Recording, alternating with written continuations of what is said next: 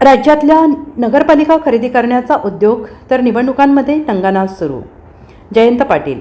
राज्यातल्या नगरपालिका खरेदी करण्याचा उद्योग सत्ताधाऱ्यांचा असून निवडणुकांमध्ये टंगनाच सुरू असल्याची घणाघाती टीका राष्ट्रवादी शरद पवार गटाचे आमदार जयंत पाटील यांनी निवडणुकांमधील पैसे वाटपावरून केली आहे.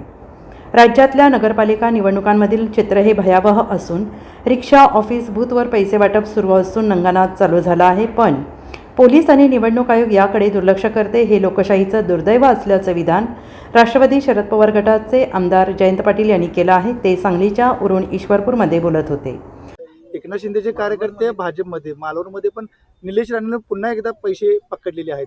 परवाचं प्रकरण झालं, काल रात्री आणि प्रकरण सगळ्या महाराष्ट्रामध्ये नगरपालिका खरेदी करण्याचा उद्योग सत्तारूढ लोक करतायत असं दिसतंय.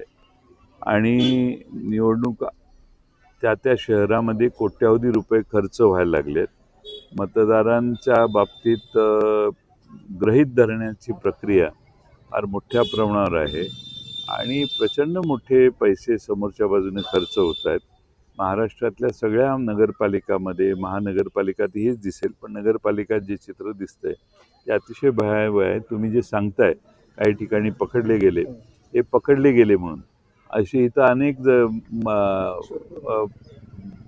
फुटाफुटाला मी दाखवू शकेन की किती रिक्षात बसून पैसे वाटप, ऑफिसमध्ये बसून पैसे वाटप, बूथवर पैसे वाटप टंगनाच चालू आहे.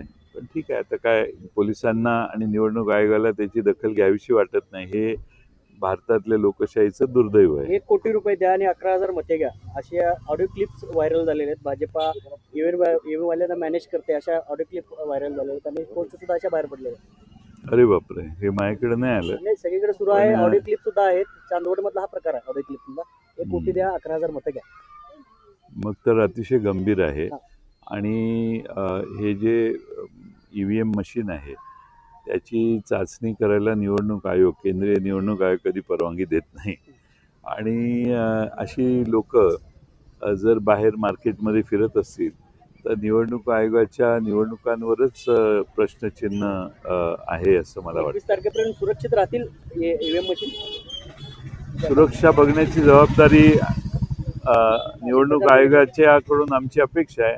पण आता आम्ही किती अपेक्षा त्यांच्याकडून करायच्या? त्यांची काही तयारी एका ठराविक लिमिटपेक्षा बाहेर जाऊन काही करण्याची दिसत नाही.